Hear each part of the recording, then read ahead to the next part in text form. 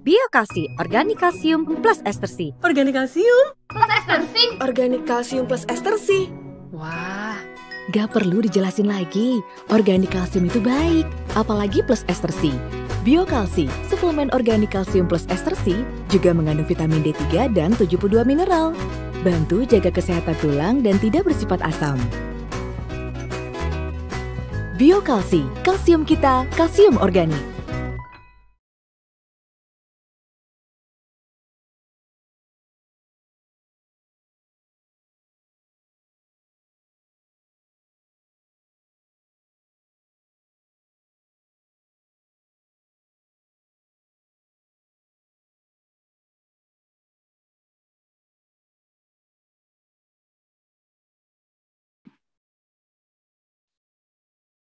Halo, selamat sore Sobat Klik Dokter, peserta webinar, dan juga komunitas ibu-ibu canggih yang saya hormati.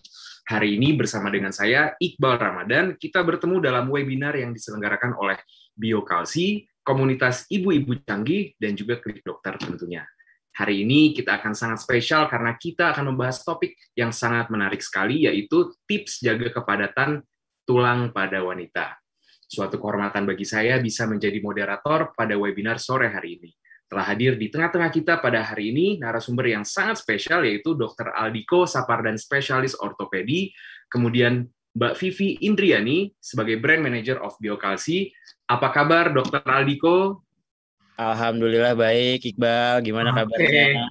Alhamdulillah baik juga, luar biasa. Kalau gitu beralih ke narasumber yang kedua, yaitu Mbak Vivi Indriani sebagai Brand Manager of Biokalsi. Apa kabar Mbak Vivi? Baik, Mas Iqbal. Oke, alhamdulillah semuanya sehat-sehat ya. Kemudian kepada rekan-rekan yang berada di Zoom dan ingin bertanya, dapat menuliskan dengan menggunakan fitur Q&A. Sedangkan yang berada di Facebook ataupun YouTube bisa bertanya di kolom komentar dengan cara mengetik nama, kemudian spasi, ditujukan kepada siapa pertanyaannya, kemudian spasi lagi, lanjutkan dengan pertanyaannya, yang nantinya akan saya bacakan dan tanyakan kepada para narasumber yang hadir hari ini. Saya informasikan juga bagi 10 penanya terbaik akan mendapatkan hadiah dari Biokalsi dan juga voucher live chat dari Klik Dokter.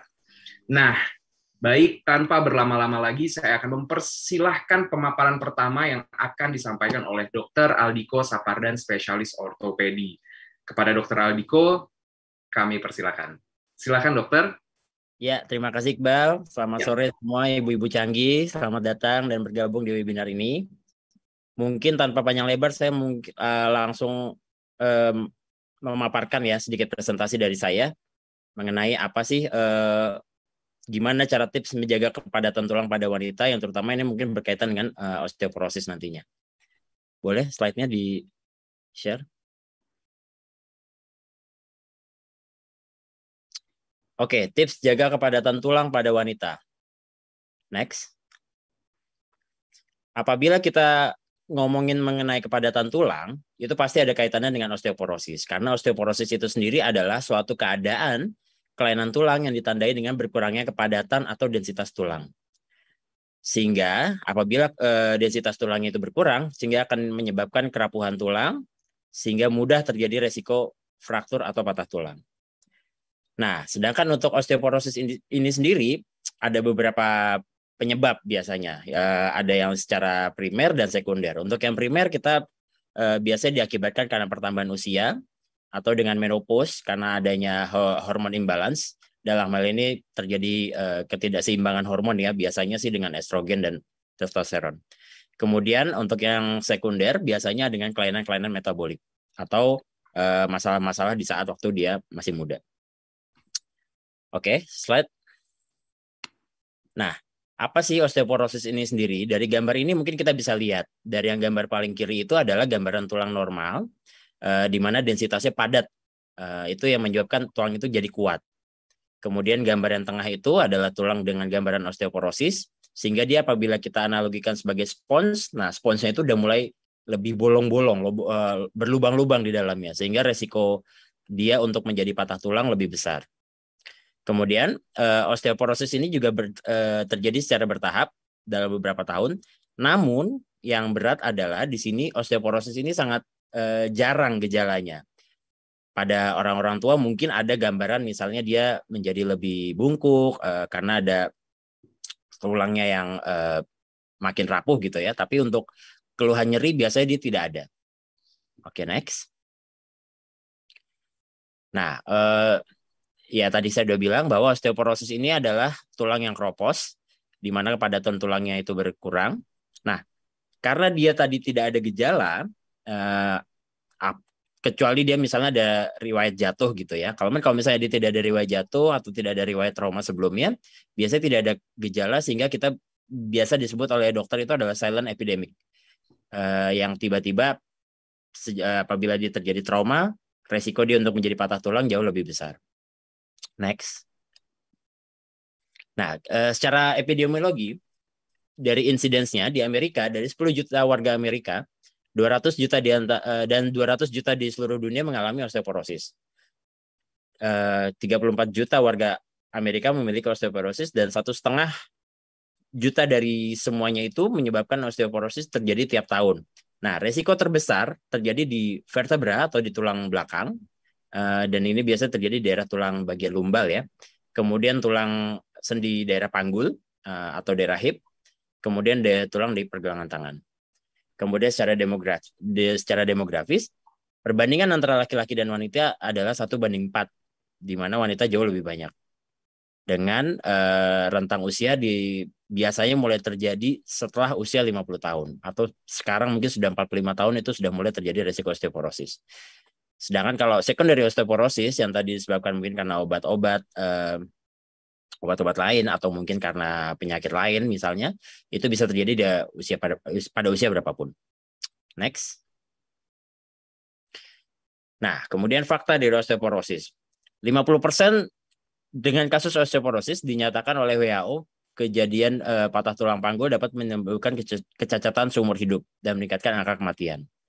Nah, 20% juga dari perempuan terjadi fraktur tulang belakang akibat osteoporosis. Kemudian tulang perempuan pada wanita lebih rentan osteoporosis dibandingkan pada pria. Ini karena pengaruh dari hormon imbalance yang tadi sudah saya jelaskan. Next. Nah, ini faktor resiko yang menyebabkan terjadinya osteoporosis. Yang pertama, yang paling sering adalah lifestyle. Di sini saya sudah tertulis juga ada sedentary lifestyle atau kebiasaan yang gaya hidup yang kurang baik. Kemudian ras Caucasian di Eropa Utara mungkin lebih banyak. Kemudian orang yang dengan lebih kurus, kemudian low protein intake, heavy drinkers, heavy smokers. Kemudian ada orang-orang dengan yang risiko riwayat keluarganya dengan osteoporosis. Kemudian apabila dengan ibu yang pernah riwayat menyusui, biasanya apabila dia dengan low intake dari vitamin D, biasanya rentan terjadi osteoporosis. Nah, sedangkan yang lain ada penyebab dari obat-obatan atau dengan penyakit lain, mungkin bisa dibaca sendiri, dan masalah genetik. Next. Nah, gejala osteoporosis sendiri. Sebenarnya kalau dari secara klinis itu jarang sekali muncul gejala pada kasus-kasus osteoporosis. Apalagi misalnya kasusnya masih osteopenia gitu ya. Terjadi mulai ke densitas sudah mulai ini, tapi dia belum masuk fase osteoporosis. Pada orang-orang tua biasanya terjadi posisi postur bungkuk. Kemudian karena dia bungkuk itu terjadi penurunan tinggi badan. Terus apabila orang dengan riwayat trauma atau jatuh, biasanya rentan dengan gaya yang sama, dia rentan terjadi lebih cepat patah tulang dibandingkan anak-anak yang masih muda. Kemudian biasanya juga apabila dengan osteoporosis pada daerah punggung, disertai dengan nyeri punggung. Next. Nah, bagaimana cara diagnosisnya? Dari ortopedi kita bilang bahwa standarnya adalah dengan radiografi untuk fase awal. Karena dari dari radiografi pun kita indikasinya apabila terjadi orang dengan riwayat patah tulang, terutama pada orang-orang di usia di atas 50 tahun. Kemudian orang-orang yang makin lama kita lihat makin pendek badannya atau bahkan jadi bungkuk. kemudian orang-orang dengan nyeri tulang belakang, daerah torakal atau daerah lumbal. View yang biasa kita rekomendasi adalah gambaran lateral spine atau lateral dari tulang belakang atau gambaran pelvis AP dari depan. Nah, gambaran yang didapat biasanya ada, kita bisa lihat, mungkin dokter-dokter ortopedi yang lain juga pasti akan bisa melihat adanya penipisan korteks, hilangnya trabecular bone, atau gambaran kyphosis. Kyphosis itu gambaran orang jadi gambar lebih membungkuk, sama codfish vertebrae. Next. Nah, ada satu lagi cara yang gold standard pada kasus-kasus osteoporosis, yaitu pemeriksaan BMD atau DEXA. Nah, bone mass densitometry itu adalah suatu pemeriksaan khusus yang memang nanti biasanya diperiksa pada daerah pergelangan tangan atau wrist, kemudian daerah lumbal atau tulang belakang bagian bawah, atau juga daerah panggul atau hip. Dari situ nanti gambarannya seperti ini, grafik seperti ini. Jadi ada gambaran yang berwarna biru, hijau, kuning, dan bahkan merah. Apabila masih hijau atau biru itu adalah suatu gambaran normal. Sedangkan kalau misalnya sudah masuk ke gambaran kuning, itu biasanya kita menyebutnya udah ada indikasi terjadinya osteoporosis, kita menyebutnya area osteopeni. Sedangkan yang merah itu udah gambaran osteoporosis. Nah, oleh karena itu mungkin kalau sudah masuk yang ke merah, biasanya kita sudah melakukan treatment. Oke, next. Nah, bagaimana cara mencegah osteoporosis? Sebaiknya kita lebih dulu mengetahui apa sih tentang osteoporosis itu, kemudian gejalanya bagaimana, kemudian cara pencegahannya bagaimana. Paling enggak pelajarin dulu, sekarang kan internet banyak banget informasinya dan sangat mudah. Dari situ kita bisa tahu apa sih masalahnya dari osteoporosis itu sendiri. Nah, kemudian yang kedua, apabila kita sudah tahu, ada baiknya kita menjaga kepadatan tulang semaksimal mungkin. Sebelum usia di atas 40 tahun tuh sebaiknya udah mulai menjaga banyakkan minum atau makan makanan yang baik untuk tulang, terutama untuk memperkuat kepadatan tulang. Next. Nah, pencegahan yang lain yaitu lakukan diet seimbang, kaya dengan kandungan kalsium, karena kalsium adalah salah satu zat pembentuk tulang. Dan nanti juga ada makanan-makanan yang bisa dikonsumsi ya untuk kasus-kasus yang menjelang osteoporosis. Kemudian cukup paparan sinar matahari karena di sini sangat berpengaruh dengan vitamin D. Dari vitamin D itu suatu mineral yang kita butuhkan juga. Gunanya dia untuk membantu penyerapan kalsium ke dalam tulang. Jadi nggak cukup dengan hanya kalsium sendiri saja, tapi harus dengan kombinasi vitamin D. Kemudian untuk menjaga kepadatan tulang, ada baiknya kita beraktivitas dan latihan fisik secara teratur dan rutin. Lalu hindari juga makanan atau minuman yang bisa berpengaruh untuk menyebabkan resiko osteoporosis lebih besar seperti alkohol, kafein, atau merokok. Banyak konsumsi susu dan kacang-kacangan karena di situ juga banyak kandungan kalsiumnya. Dan diharapkan juga pertahankan haid yang teratur. Untuk hal ini mungkin bisa konsultasi ke dokter obgyn ya atau ginekologi untuk apabila ada masalah dengan haidnya. Next.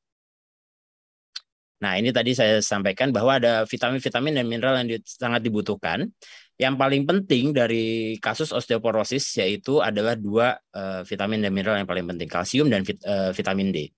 Untuk kebutuhan harian kalsium itu sendiri ada beragam. Cuman apabila kita sudah dewasa atau usia lebih dari 18 tahun, minimal kita membutuhkan 1000 sampai 1200 mg per harinya untuk kandungan kalsium itu. Kemudian untuk vitamin D, kebutuhan hariannya cukup untuk orang dewasa itu sekitar 800 sampai 1000 international unit. Dari sini sudah cukup, karena apabila lebih dari itu, biasanya malah akan nanti jadinya tetap dibuang juga, tidak dibutuhkan. Next. Nah, apa-apa saja yang harus dimakan? Nah, yang dimakan artinya sesuatu yang banyak mengandung kalsium dan vitamin D. Dari makanan-makanan yang tersebut saya tuliskan di sini juga banyak sekali kandungannya, yaitu dari kalsium dan vitamin D dari kuning telur, makanan-makanan berupa jamur, jenis ikan-ikanan, udang, susu kedelai, jeruk. Jeruk di sini juga orang mungkin bilang, oh itu apakah cuma vitamin C aja? Ternyata tidak juga, karena ada kalsium dan itu juga banyak juga dari jeruk. Kemudian oatmeal, tahu, roti, mungkin ada vitamin lain atau mineral lain yang dibutuhkan juga untuk proses pemadatan tulang, yaitu magnesium yang kita dapat dari ubi jalar, kemudian keju yang merupakan turunan dari susu dan yogurt juga. Next. Ya, demikian tadi pemaparan saya mengenai pentingnya osteoporosis. Mungkin waktu dan tempat saya kembalikan ke Mas Iqbal. Silakan, Mas.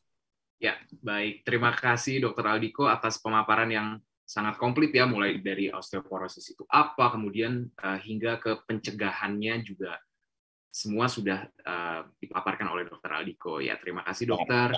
Sama-sama Iqbal. Ya, selanjutnya nih kita akan mendengarkan pemaparan yang kedua. Dalam kali ini saya akan mengundang Mbak Vivi Andriani selaku Brand Management of Biokalsi untuk menyampaikan materi yang kedua. Kepada Mbak Vivi, kami persilahkan. Silakan Mbak Vivi. Thank you, Pak Iqbal. Oke, saya share screen dulu ya.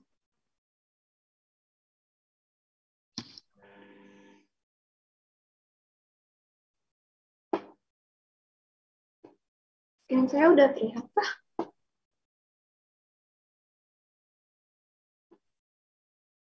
Oke, udah kelihatan ya. Oke. Selamat siang, teman-teman dari komunitas ibu-ibu canggih.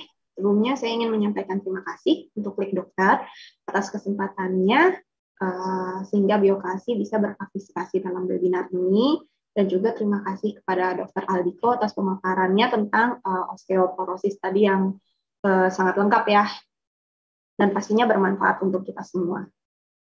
Nah, perkenalkan, saya Vivi Andriani, saya Brand Manager of Biokalsi. Pada kesempatan kali ini, saya ingin menyampaikan sedikit product information tentang Biokalsi yang berkaitan nih dengan kesehatan tulang kita.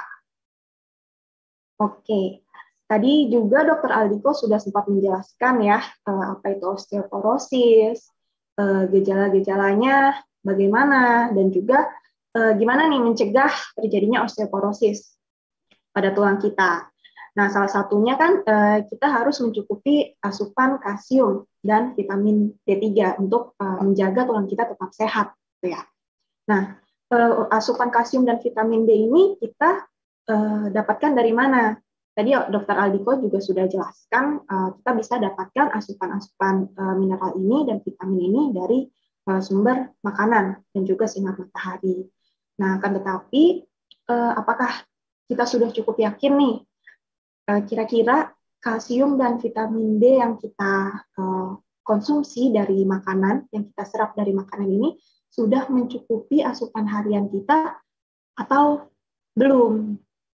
Nah, untuk itu, kami dari Holistic Care ini meluncurkan produk suplemen kalsium, yaitu Biokalsi.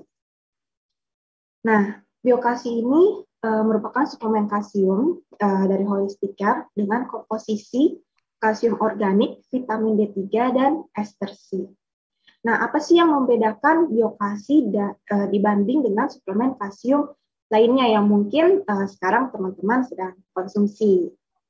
Nah, pertama kita lihat dari segi komposisinya. Untuk Biokalsi sendiri, komposisinya memang lengkap dan sangat bertujuan untuk menjaga kesehatan tulang. Yang sudah saya sempat mention tadi, komposisi kita terdiri dari kalsium organik, vitamin D3, dan juga ester C. Nah, dari segi komposisi ini, kita juga berbeda dibanding dengan suplemen kalsium yang lainnya. Nah, komposisi kalsium kita itu terdiri dari kalsium organik, di mana kita memang memakai organik kalsium yang memang sifatnya mudah diserap tubuh. Di mana-mana mungkin teman-teman tahu ya, namanya sayur organik, mungkin di Korea juga sekarang ada pasta gigi organik. Nah, itu kan sifatnya lebih baik untuk tubuh kita. Nah, Biokalsi sendiri memakai kalsium organik yang memang sifatnya lebih mudah diserap oleh tubuh. Nah, kemudian kita juga mengandung vitamin D3, di mana tadi Dr. Aldiko juga sempat menyampaikan bahwa vitamin D3 sendiri itu bermanfaat untuk mempercepat penyerapan atau memaksimalkan penyerapan kalsium ke dalam tubuh kita. Dan juga yang ketiga, kita mengandung ester C. Ester C di sini fungsinya juga untuk membantu memperbaiki susunan kolagen tulang kita. Dan juga sifat produk kita ini lebih aman di lambung karena mengandung ester, karena kandungan ester C-nya ya. Jadi untuk teman-teman yang mungkin memiliki kondisi lambung yang sensitif atau mempunyai penyakit MAH atau GERD. Nah, untuk konsumsi biokasi ini cenderung lebih aman di lambung teman-teman. Dan kita juga bentuknya tablet, jadi cukup 1 tablet untuk memenuhi kebutuhan harian teman-teman. Nah, tadi saya sempat singgung mengenai komposisi kita itu dari kalsium organik. Nah, mungkin teman-teman bertanya-tanya, ya emang apa bedanya sih kalsium organik dengan kalsium yang biasa digunakan di suplemen kalsium? Ya. Nah, di sini saya mencantumkan sebuah studi, di mana di studi ini mereka melihat tingkat penyerapan dan juga bioavailability dari kalsium organik versus kalsium non-organik, di mana kalsium organiknya ini merupakan kalsium koral. Ya. Nah, mereka mempunyai 5 grup, di mana grup A dan B itu diberikan kalsium organik dari koral, sedangkan grup lainnya itu diberikan kalsium non-organik. Nah, kalau kita lihat di tabel yang kanan, yang saya kotakkan merah, nah kita lihat ini grup A dan B, di mana di 4 jam pertama itu konsentrasi kalsiumnya cukup tinggi di darah yang di darah sampel orang-orang yang disampel ya. Jadi ini cukup membuktikan bahwa penyerapan kalsium organik ini mudah terserap dan penyerapannya itu baik di tubuh kita. Nah, itu bedanya biokasi dengan suplemen-suplemen kalsium lain, di mana kita menggunakan kalsium organik dan tingkat penyerapannya juga cukup baik ke dalam tubuh kita. Nah, kemudian kenapa harus biokasi? Kenapa sih nggak suplemen kalsium lainnya nih? Gitu ya. Nah, karena biokasi ini merupakan salah satu pilihan yang smart nih untuk teman-teman dari ibu-ibu canggih, komunitas ibu-ibu canggih. Nah, kenapa pilihan yang smart? Karena yang pertama, biokasi itu merupakan suplemen kalsium yang safety, karena kita didesain tanpa adanya bahan-bahan tambahan seperti soda atau bahan pewarna atau pemanis buatan. Dan juga suplemen kalsium biokasi ini bisa dikonsumsi oleh wanita hamil, menyusui, dan menopause. Kemudian kita juga bersifat mudah dikonsumsi karena bentuknya tablet ya, jadi praktis dikonsumsi dan mudah dibawa kemana-mana. Bayangkan kalau suplemen kalsium yang mungkin bukan berbentuk tablet gitu ya, teman-teman mungkin harus membawa beberapa kondimen-kondimen lain untuk bisa mengkonsumsi suplemen kalsium tersebut. Nah, kemudian kita juga memiliki komposisi yang alami. Yang tadi saya sudah jelaskan, komposisi kita dari kalsium organik yang bioavailability dan tingkat penyerapannya itu baik ke dalam tubuh kita.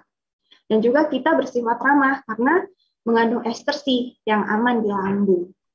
Jadi sekali lagi untuk penderita lambung sensitif atau yang punya GERD dan MAH itu cukup aman untuk mengkonsumsi biokasi. Dan juga kita terpercaya karena kita sudah halal dan bagian dari Holistic Care Family.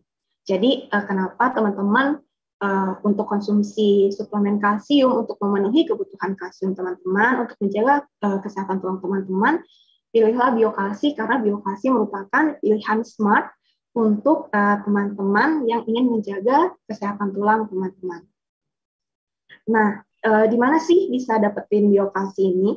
Biokasi ini bisa didapatkan di apotek dan toko obat terdekat dari rumah teman-teman, dan kita juga sudah ada di chain-chain apotek seperti Kimia Farma, K24, Watson, dan Century, seperti itu. Dan kita juga, bagi teman-teman yang mager nih keluar, pinginnya pesan online. Nah, kita juga sudah tersedia di Onimax Official Store. Jadi biokasi sudah terdistribusi di mana-mana dan mudah banget untuk didapatkan ya. Jadi tinggal ke apotek atau toko obat terdekat, udah bisa dapetin biokasi ataupun cek check out di Konimex Official Store. Nah, sekian dari saya untuk produk information biokalsi. Terima kasih.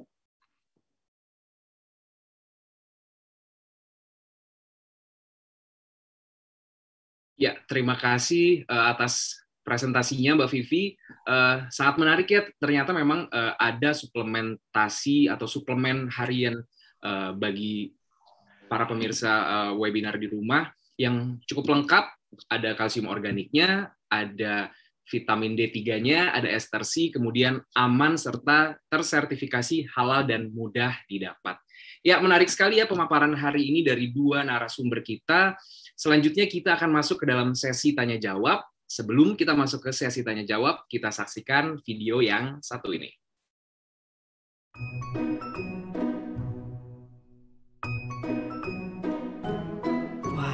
Biokalsi, organik kalsium plus ester C. Organik kalsium Plus ester C. Organik kalsium plus ester C. Wah, gak perlu dijelasin lagi. Organik kalsium itu baik, apalagi plus ester C. Biokalsi, suplemen organik kalsium plus ester C, juga mengandung vitamin D3 dan 72 mineral. Bantu jaga kesehatan tulang dan tidak bersifat asam. Biokalsi, kalsium kita, kalsium organik. Ya, sebelum saya bacakan pertanyaannya, saya mau mengingatkan kembali nih bagi 10 penanya terbaik akan mendapatkan hadiah dari Biokalsi. Dan untuk komunitas ibu-ibu canggih, jangan lupa untuk mengisi link evaluasi yang sudah di-share di kolom chat Zoom. Baiklah, saya akan bacakan pertanyaan yang sudah masuk nih. Oke. Jadi ada pertanyaan untuk yang pertama ya, ada pertanyaan untuk Dr. Aldiko nih dari Elta. Izin bertanya dok, bagaimana tips mencegah osteoporosis pada wanita yang telah menopause? Kemudian hal-hal apa saja yang harus diperhatikan dan dijaga dengan baik oleh wanita yang telah menopause maupun menjelang menopause? Selanjutnya, olahraga dan aktivitas fisik apa saja yang sebaiknya dilakukan untuk mencegah terjadinya osteoporosis maupun yang aman dilakukan bagi penderita osteoporosis. Dr. Aldiko sudah Siap. Oke, siap. Kasih. Dari ya, siapa tadi? Elta ya pertanyaannya? Elta, ya silakan dijawab Dr. Aldiko. Pertanyaannya diborong semua tuh tentang Iya, langsung banyak banget ini. Oke, silakan dokter. Jadi memang tadi saya sudah jelaskan pada wanita terutama itu resiko osteoporosis itu jauh lebih besar dibandingkan lebih besar muncul pada saat dia sudah mulai masuki menopause. Kenapa? Karena disitulah terjadi hormonal imbalance pada fase itu, sehingga menstruasinya sudah mulai mundur, berkurang, periodenya udah makin panjang. Nah, itu disitulah terjadi proses-proses osteoporosis. Nah, apabila sudah masuki fase itu, ada baiknya konsumsi minum atau makanan yang banyak mengandung kalsium itu diperbanyak. Ditambah juga dengan asupan vitamin D. Dalam hal ini kita mungkin tinggal di Indonesia lebih gampang ya untuk mendapatkan asupan sinar matahari. Cuman memang ada jam-jam yang khusus yang sebaiknya ditentukan untuk memperoleh vitamin D itu. Dan vitamin D itu sendiri pun paling cukup 10-15 menit kita berjemur itu sudah cukup. Jangan lebih dari itu. Kalau lebih dari itu malah ada resiko nanti jadi kanker kulit. Nah, kemudian untuk kalsium tadi juga makanan yang banyak dikonsumsi biasanya ya makanan-makanan yang dari jenis-jenis ikan, mungkin tadi saya sudah dijelaskan, susu dan turunannya, yogurt, keju segala macam. Nah, untuk yang sebelum masuk fase menopause, sebelum terjadinya hormonal imbalance itu, ada baiknya dia sudah melakukan aktivitas fisik yang diperbanyak. Seperti sebenarnya yang paling ringan aja, misalnya berjalan tapi ya cukup diatur lah, mungkin yang tadi ya 1-2 putaran keliling komplek, atau mungkin secara waktu hanya dalam 15 menit, setengah jam. Ya selama itu rutin dilakukan, itu bagus juga untuk membantu tulang tetap padat. Jadi ibaratnya gini ya Iqbal, kalau misalnya kita ngelihat orang fitness gitu ya, orang kalau fitness itu kan dia lebih ke pumping ya. Ototnya tuh kayak semacam di pumping lah, dipompa supaya dia jadi lebih besar, massa ototnya jadi lebih besar. Di sini sama halnya dengan tulang sebenarnya. Jadi tulang itu semakin dia mendapat beban, semakin dia dapat kerja lebih berat, dia akan jadi lebih padat. Itu yang kita harapkan. Sedangkan kalau misalnya orang udah makin tua kan cenderung lebih males, bergerak juga jadi males. Nah itu yang kita nggak mau sebenarnya, karena tulang itu lama-lama akan malah menjadi rapuh. Dari situ bisa kelihatan apabila dilakukan X-ray, itu nanti korteksnya atau tepi-tepi dari tulangnya itu dia akan bisa semakin tipis. Apalagi kalau misalnya sudah yang lebih jelas sih memang pemeriksaannya BMD tadi yang saya bilang, bone mass densitometry.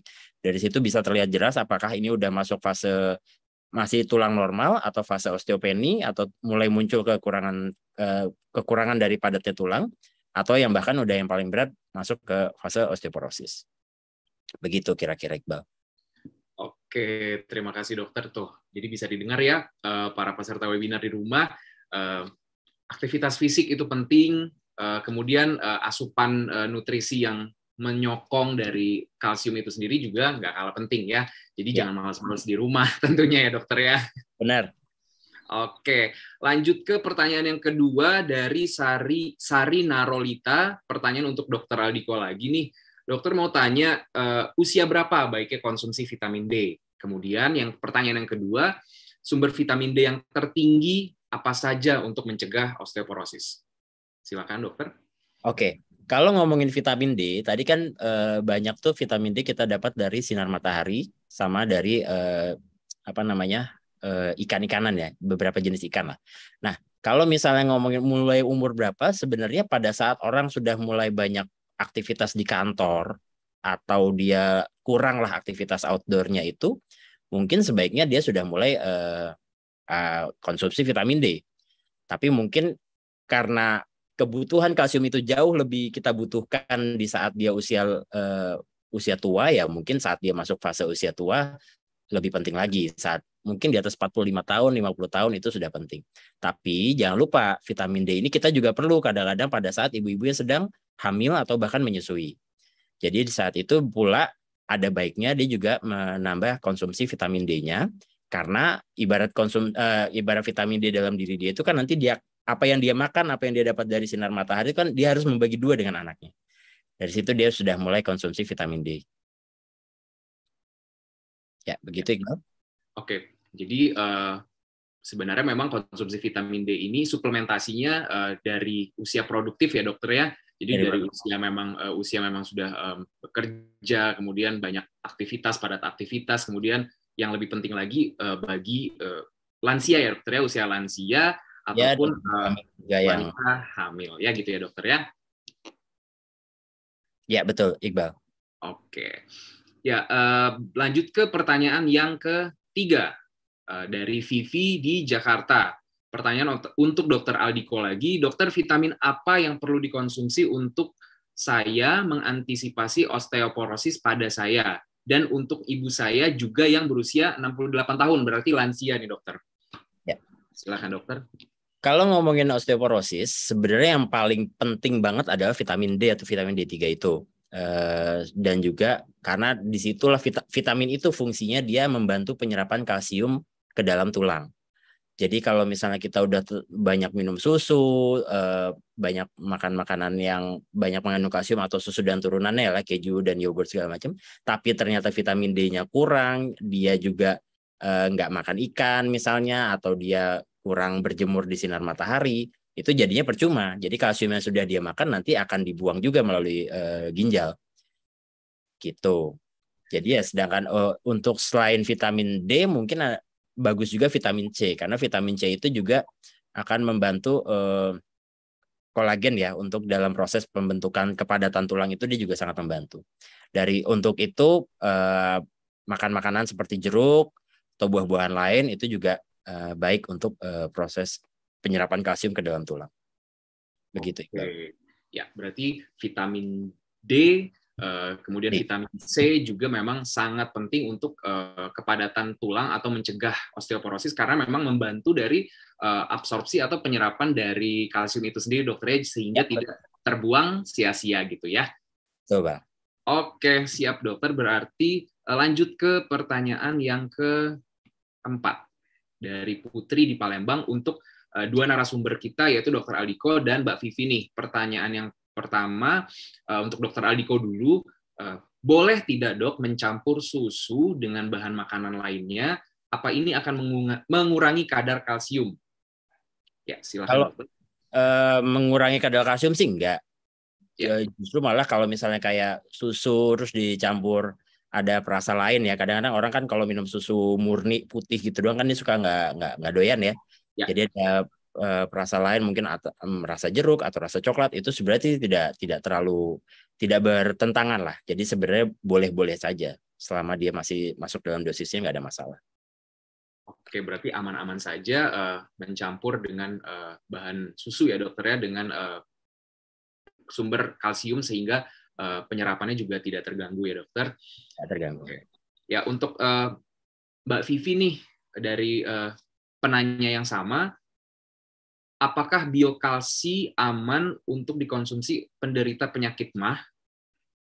Dan bagaimana cara penyimpanan yang baik biokalsi agar aman diminum setiap harinya? Silakan Mbak Vivi. Oke, thank you Bu Putri ya, tadi yang bertanya. Ya, Bu Putri dari Palembang. Jadi untuk penyimpanan biokalsi itu disimpan di tempat biasa aja ya, maksudnya nggak terpapar sinar matahari, di lemari juga boleh. Suhu ruangan mungkin ya Mbak. Di ruangan, jadi nggak ada treatment khususnya sih. Nah, untuk tadi kan bertanya apakah aman ya dikonsumsi untuk penderita penyakit MAH. Nah, seperti yang tadi sudah saya jelaskan, biokalsi sendiri aman untuk dikonsumsi penderita penyakit MAH karena kita mengandung ester C kan, yang pH-nya cukup netral, jadi tidak menyebabkan MAH-nya kambuh.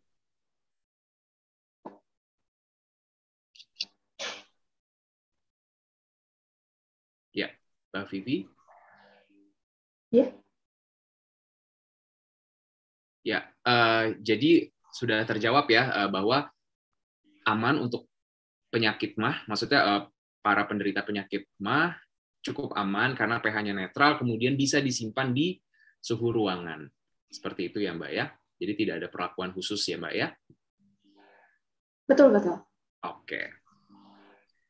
Pertanyaan selanjutnya dari Citra Mulia.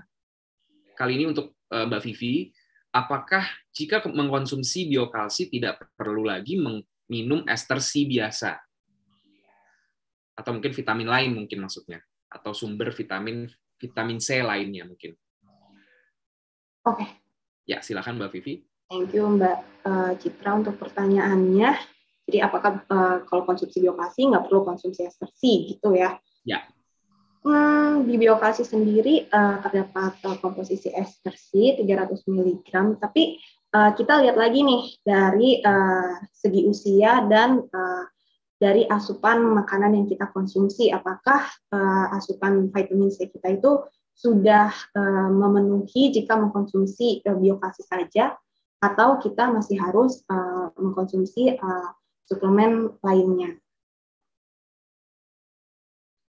Iya.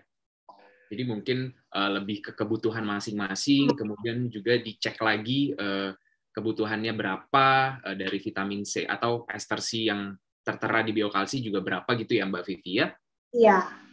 Oke, terima kasih. Lanjut ke pertanyaan selanjutnya dari Ratna Puspita di Sragen. Kali ini untuk Mbak Vivi lagi nih.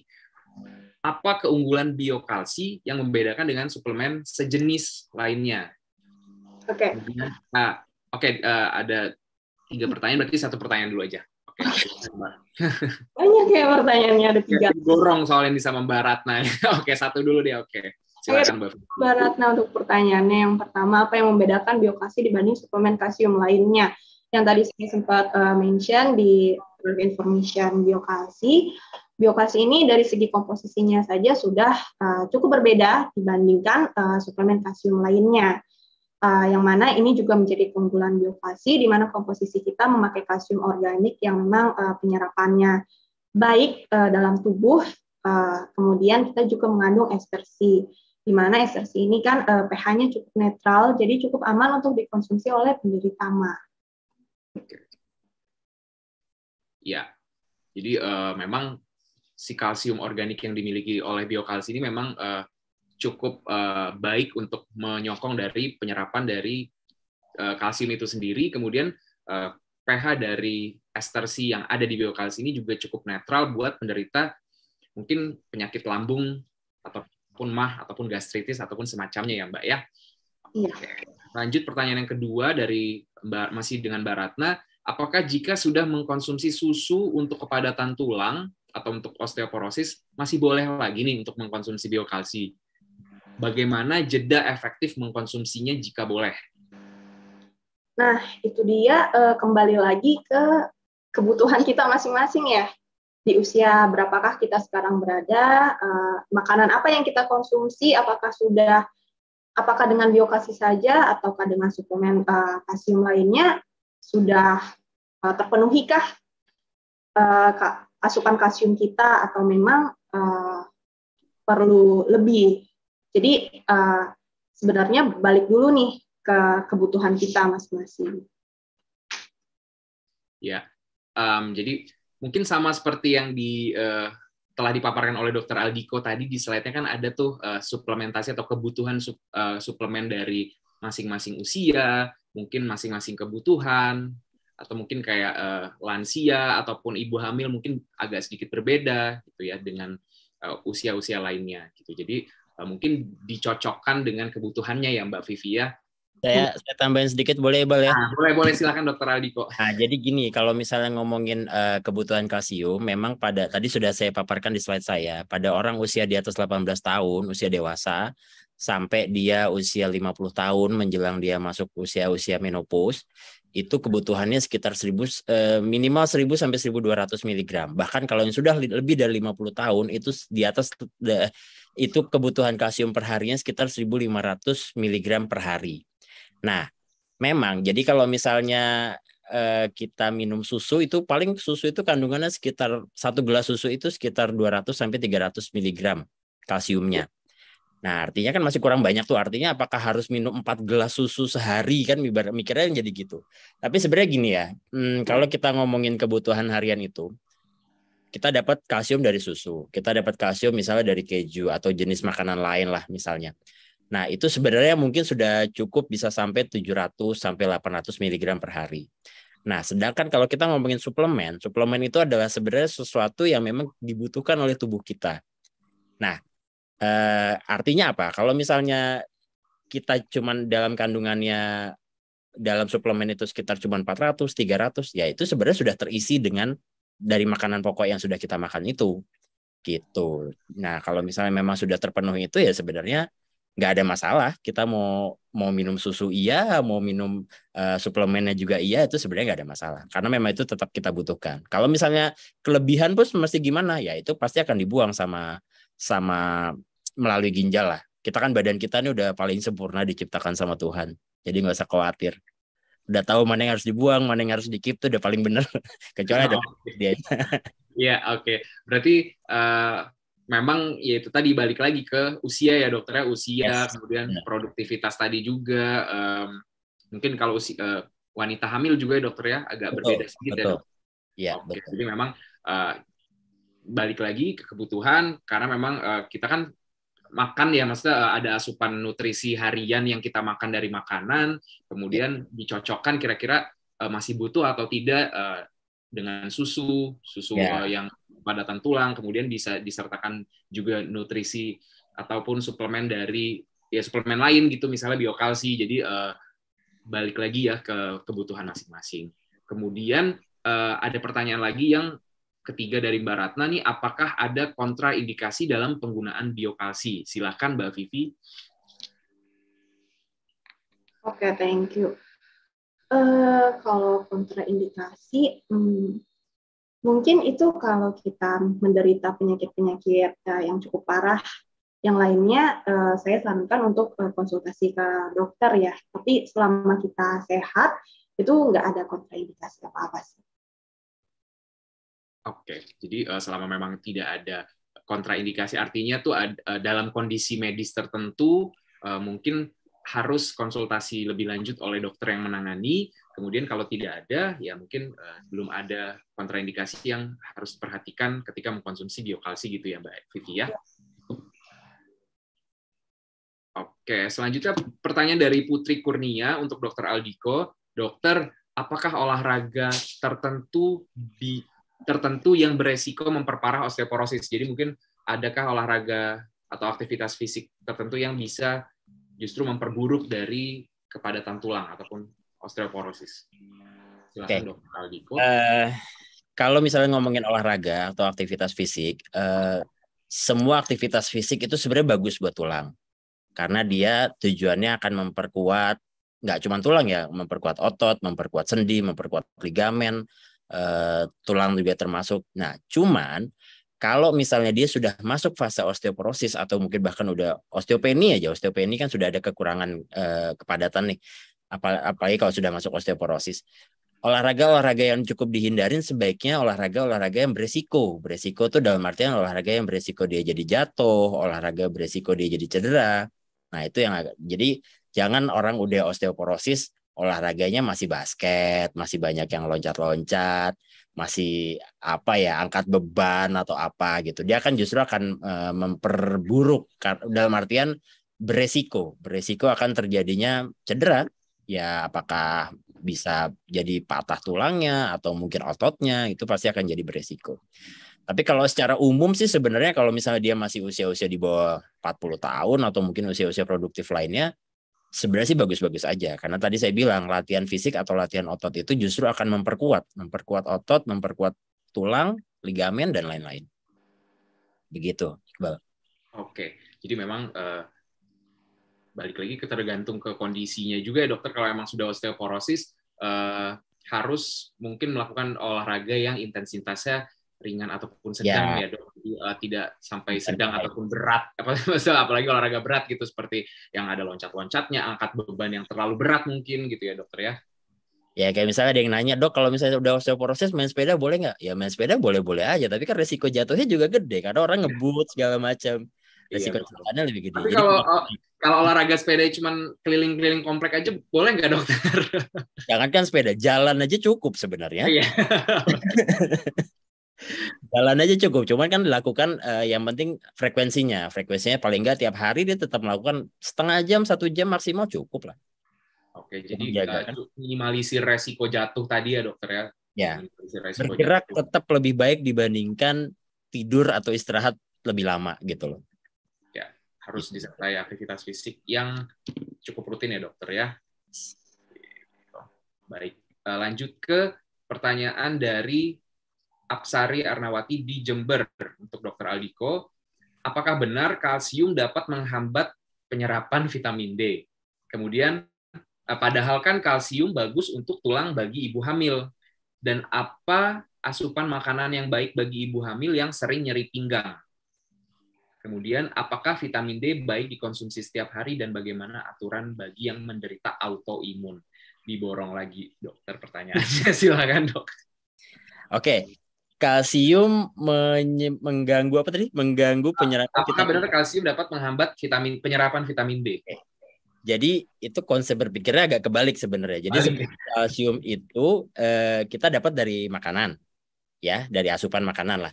Nah, untuk membuat kalsium itu diserap masuk ke dalam tulang, justru kita butuh vitamin D. Nah, vitamin D itu ya bisa dari makanan atau jenis-jenis ikan dan lain-lain, atau paling sering ya paling gampang sinar matahari. Nah itu jadi justru nggak kebalik. Jadi justru kita butuh vitamin D untuk menyerap kalsium ke dalam tulang. Apabila kalsiumnya terserap baik ke dalam tulang, artinya tulang juga akan menjadi padat. Gitu. Nah kemudian untuk yang tadi orang-orang yang dengan sakit pinggang?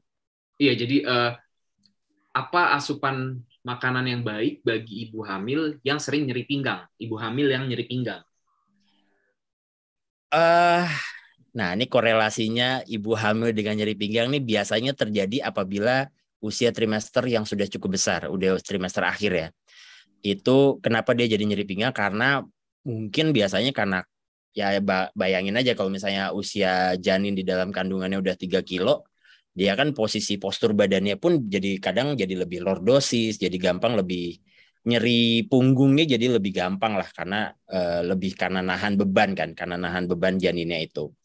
Kalau untuk vitamin sendiri atau makanan sendiri untuk masalah pegelnya atau nyeri pinggangnya sih mungkin nggak terlalu berhubungan ya. Tapi lebih karena misalnya kebutuhan kalsiumnya kita bisa dapatkan dari susu, atau mungkin kebutuhan vitamin D-nya kita bisa dapatkan dari ikan-ikanan atau kuning telur, atau mungkin kita juga perlu protein dari putih telur segala macam. Lebih ke situnya. Tapi kalau untuk korelasinya dengan nyeri pinggangnya sih nggak terlalu berhubungan langsung sih, Iqbal. Oke. Ya. Kemudian apakah vitamin D baik dikonsumsi setiap hari dan bagaimana aturan bagi yang menderita autoimun? Oke, kalau aturan konsumsi vitamin D itu, tadi saya bilang kebutuhan vitamin D per D-nya kita adalah sekitar 800 sampai 1000 international unit. Itu sebenarnya sudah kita cukup kita minum ya. Cuman kan sekarang ada kadang-kadang yang sampai 5000. Jadi sebenarnya kalau di kepustakaan itu dibilang maksimal tuh 4000 international unit per day-nya. Kalau misalnya dia lebih dari itu, dia nantinya juga akan dibuang juga, nggak akan diserap semuanya. Gitu. Walaupun ini masih kontroversial ya kalau misalnya kita ngomongin vitamin D. Tapi ya dari kepustakaan yang saya baca sih paling maksimal kita butuh sekitar 4000 international unit. Itu, Bang. Oke, jadi masih batas amannya segitu ya dokter ya. Nanti pun kalau misalnya memang itu kalau memang berlebih pun biasanya memang dibuang oleh tubuh kita sendiri ya dokter. Ya, benar. Oke. Kemudian dari pertanyaan selanjutnya dari Diah. Untuk Mbak Vivi, pertanyaannya, saya jarang bahkan dalam konsumsi suplemen tulang. Apakah aman jika saya langsung gunakan? Kemudian, apakah tidak terlambat dalam mengkonsumsinya? Terima kasih. Oke, thank you Bu Nadia.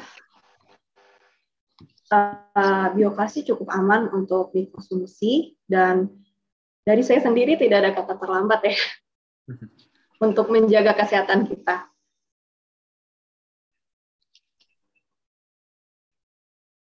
Ya, Mbak Vivi, jadi boleh langsung mulai misalnya langsung dikonsumsi aja gitu, nggak perlu ada metode khusus gitu ya Mbak ya? Nggak perlu. Oke, jadi tidak ada kata terlambat untuk mengkonsumsi suplemen tulang agar kepadatan tulang tetap terjaga dan tidak ada metode khusus, jadi boleh langsung digunakan. Ya. Aku tambahin ya, Bal ya. Oh, boleh.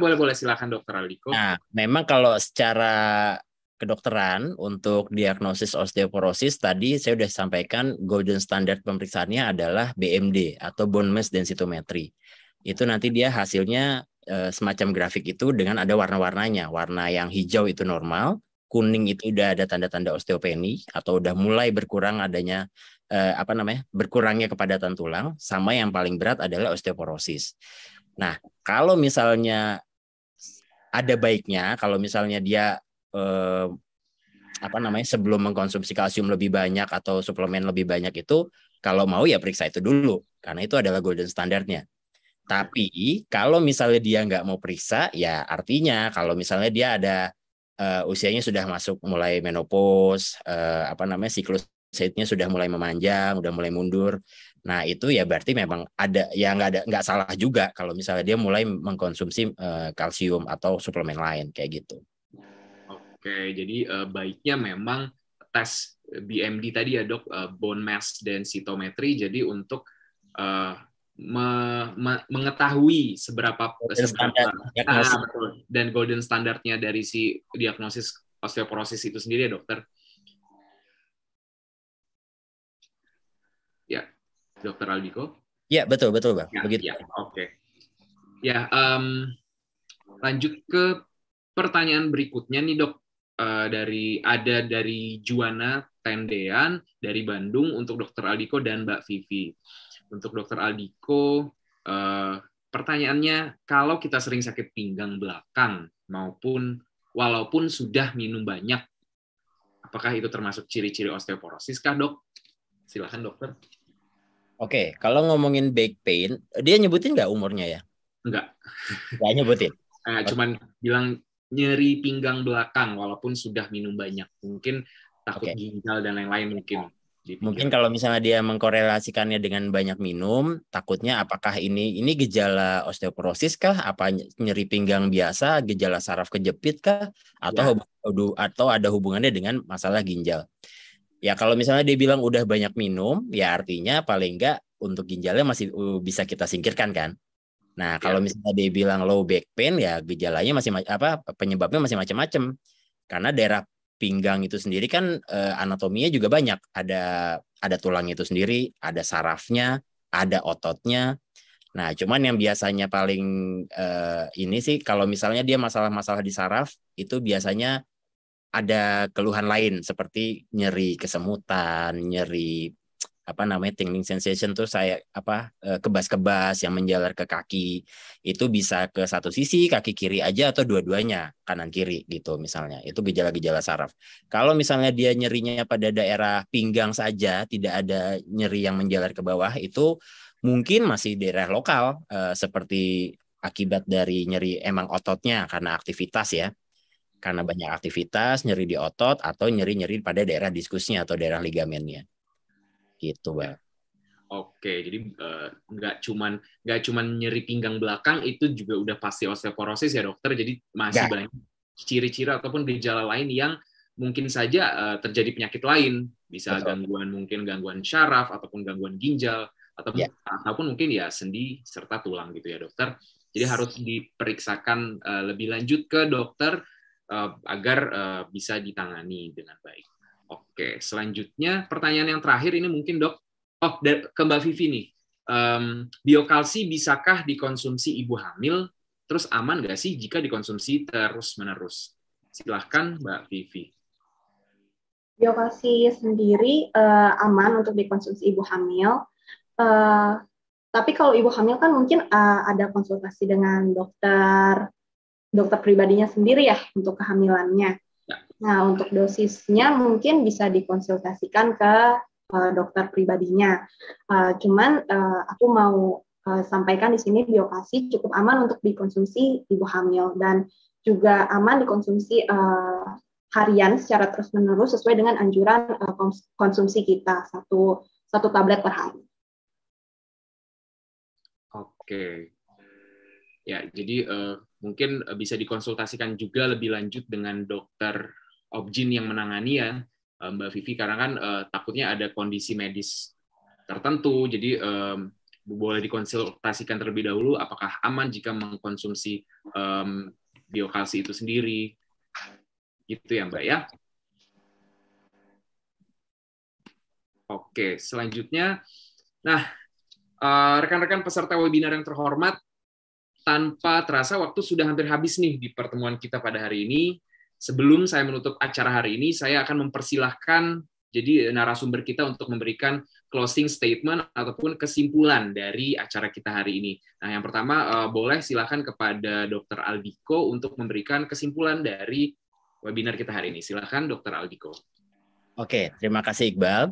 Ya. Jadi kalau ngomongin osteoporosis dan tips-tips mencegah terjadinya osteoporosis, jadi osteoporosis kan tadi adalah berkurangnya kepadatan tulang atau densitas tulang, sehingga dia menyebabkan terjadinya tulang itu resiko menjadi lebih keropos atau resiko gampang patah dibandingkan dengan tulang-tulang yang normal atau tulang yang padat. Ya. Artinya untuk itu apabila masih usia produktif itu kita nyebutnya biasanya usia 18 sampai 45 tahun. Itu di mana usia-usia masih kerja lah, masih rajin kerja segala macam.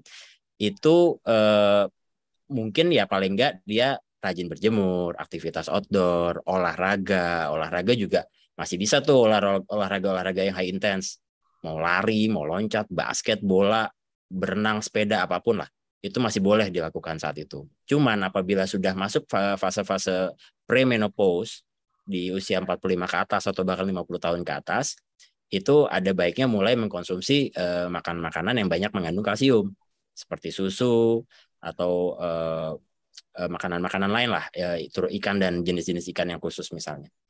Ya itu sih paling dari saya. Dan tolong dibedakan masalah misalnya jadi kadang orang tuh suka kebalik atau mixed up antara osteoporosis dengan osteoartritis. Jadi dari sini mungkin saya perlu jelaskan kalau untuk osteoporosis itu masalahnya di tulang, yaitu tadi berkurangnya kepadatan tulang sehingga terjadi resiko mudah patah. Sedangkan kalau osteoartritis, artri itu di bahasa medisnya itu adalah artinya joint atau sendi. Kalau osteoartritis adalah suatu pengapuran atau kerusakan daerah sendi yang terjadi akibat kerusakan pada cartilage atau tulang rawannya. Itu yang perlu dibedakan. Mungkin tadi saya sebagian baca pertanyaan-pertanyaan itu banyak yang mixed up tuh antara osteoartritis atau osteoporosis. Iya, itu karena mungkin sering ketukar ya dokternya, orang awam. Ya, karena orang awam tuh suka kebalik lah. Namanya mirip soalnya. Yang penting tulangnya sakit ya dokter ya. Ya, benar. Ya, jadi mungkin kalau osteoartritis penanganannya mungkin agak sedikit berbeda ya dokter dengan osteoporosis. Karena origin masalahnya aja beda. Jadi itu daerah persendiannya atau daerah cartilage atau tulang rawannya. Sedangkan kalau osteoporosis murni di tulangnya. Tulangnya memang berkurang kepadatannya gitu. Iya. Jadi mungkin kalau memang osteoporosis memang kan kepadatan yang berkurang, jadi masih bisa diatasi dengan mungkin suplementasi kalsium yang baik ya dok. Ya, betul. Gitu. Wah, terima kasih sekali Dokter Aldiko atas kesimpulannya, kemudian atas materinya juga tadi. Kemudian lanjut ke Mbak Vivi nih, mungkin kesimpulannya apa Mbak yang bisa diberikan kepada peserta webinar sore hari ini? Oke, thank you Mas. Ya, jadi dari webinar kali ini kita semua, termasuk saya, pasti menambah ilmu baru ya mengenai osteoporosis, apa itu osteoporosis, bagaimana gejalanya, dan tips-tips menghadapi atau mencegah osteoporosis ini, terutama untuk kita ya, para wanita yang memang kecenderungan terkena osteoporosisnya itu lebih tinggi dibandingkan laki-laki. Nah, oleh karena itu ada baiknya mulai dari sekarang kita aware terhadap kesehatan tulang kita dan juga kita mau menjaga kesehatan tulang kita. Dan pastinya itu pasti menjadi salah satu pilihan untuk teman dari komunitas ibu semua bisa membantu memenuhi asupan kalsium tubuh teman-teman semua. Jadi besar harapannya bisa menemani teman-teman semua untuk menjaga kesehatan tulang. Ya. Itu dari saya. Terima kasih. Oke, terima kasih Mbak Vivi. Jadi memang jangan lupa nih untuk konsumsi juga suplementasi yang lengkap nih, salah satunya biokalsi ini, karena memang banyak sekali kandungan yang sangat bermanfaat bagi kepadatan tulang, khususnya pada wanita. Baik itu vitamin D3-nya, kemudian kalsium organiknya, sampai ke ester C. Jadi selain aktivitas fisik yang cukup, kemudian suplementasi yang baik, serta makan makanan yang bergizi. Seperti itu. Ya, terima kasih. Sekali lagi saya ucapkan terima kasih lagi kepada dua narasumber kita. Dr. Aldiko, terima kasih banyak atas waktunya. Terima kasih buat waktunya. Ya, waktu dan ilmu yang pasti sangat bermanfaat bagi peserta. Semoga bermanfaat buat kita semua ya. Ya. Kemudian kepada Mbak Vivi juga terima kasih atas waktunya dan materinya Mbak hari ini. Sama-sama Mas Iqbal. Ya, sebelum saya tutup webinar hari ini, saya akan umumkan 10 penanya terbaik akan mendapatkan hadiah dari Biokalsi. Nah, saya akan bacakan para pemenangnya. Yang pertama ada Elta, kemudian Sari Narolita, kemudian yang ketiga ada Vivi dari Jakarta, kemudian keempat ada Putri dari Palembang, kemudian ada Citra Mulia, kemudian ada Ratna Puspita dari Sragen, kemudian ada Putri Kurnia, lalu ada Apsari Arnawati dari Jember, kemudian ada Diah W, kemudian ada juga dari Juana Tendean dari Bandung.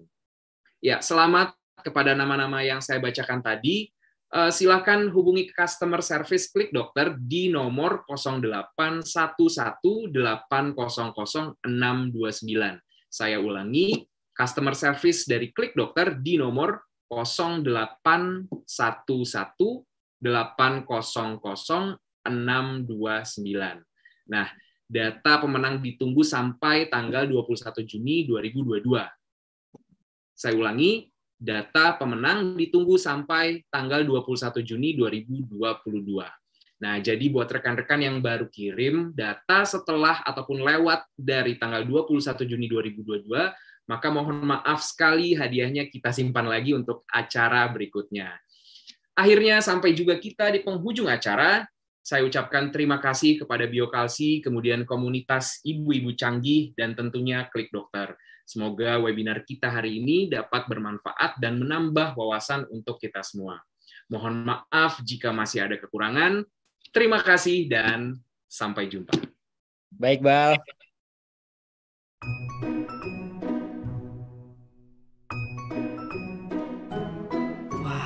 Biokalsi, Organik Kalsium plus Ester C. Organik kalsium Plus Ester C. Organik kalsium plus ester C. Wah, gak perlu dijelasin lagi. Organik kalsium itu baik, apalagi plus Ester C. Biokalsi, suplemen organik kalsium plus Ester C, juga mengandung vitamin D3 dan 72 mineral. Bantu jaga kesehatan tulang dan tidak bersifat asam. Biokalsi, kalsium kita, kalsium organik.